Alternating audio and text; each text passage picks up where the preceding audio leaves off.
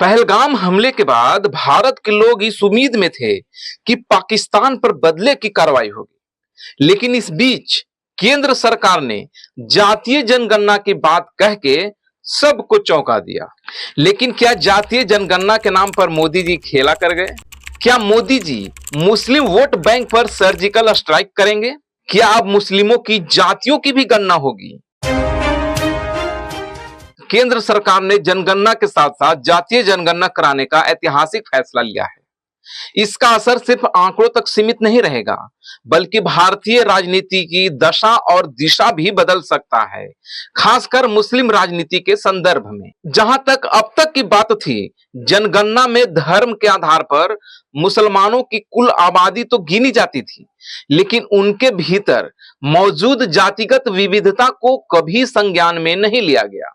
लेकिन अब जब सभी जातियों की गिनती होगी, तो मुस्लिम समाज के भीतर मौजूद अशरफ और पसमानदा जैसे सामाजिक वर्गों की सही तस्वीर सामने आएगी। क्या है पसमानदा और अशरफ का फर्क? चलिए समझते हैं।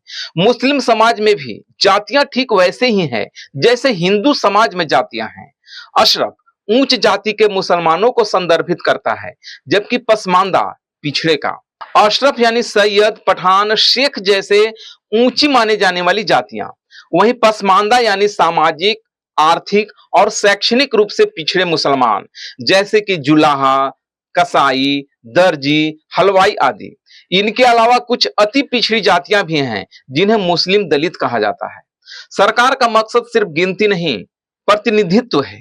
सरकार ने स्पष्ट कहा है कि अलग अलग सर्वे के आंकड़े भरोसे के लायक नहीं हैं, इसलिए अब ठोस और क्रेडिबल डाटा जुटाना जरूरी है। इस जनगणना से न सिर्फ जातियों की संख्या का अंदाजा लगेगा, बल्कि यह भी सामने आएगा कि कौन सी जाति कितनी पिछड़ी है, शैक्षणिक रूप से, आर्थिक रूप से और सामाजिक दृष्टिकोण से। अब तक मुस्लिम वोट बैंक को एकजुट मानकर देखा जाता रहा है, लेकिन अगर यह सामने आ गया कि एक जाति की ज्यादा संख्या है, तो वह जाति सवाल उठाएगी, हमारे समुदाय से सांसद या विधायक क्यों नहीं? यही वह बिंदु है जहां से मुस्लिम वोट बैंक का बंटवारा शुरू हो सकता है।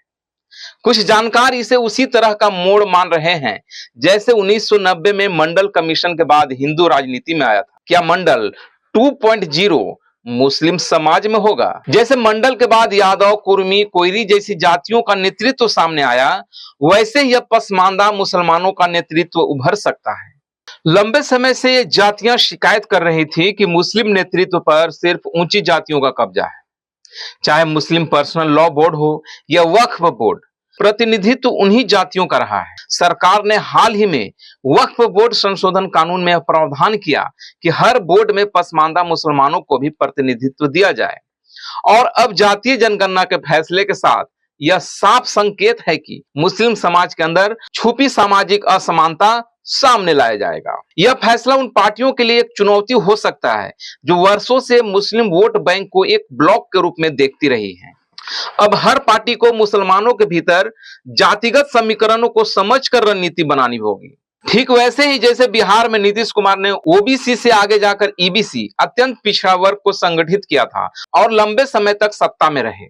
जातीय जनगणना का यह फैसला केवल आंकड़ों का खेल नहीं है, बल्कि यह भारतीय लोकतंत्र में नए सामाजिक नेतृत्व को जन्म देने वाला कदम भी हो सकता है। खासकर मुस्लिम समाज में यह वही असर डाल सकता है जो मंडल कमीशन ने पिछड़े वर्गों में डाला था।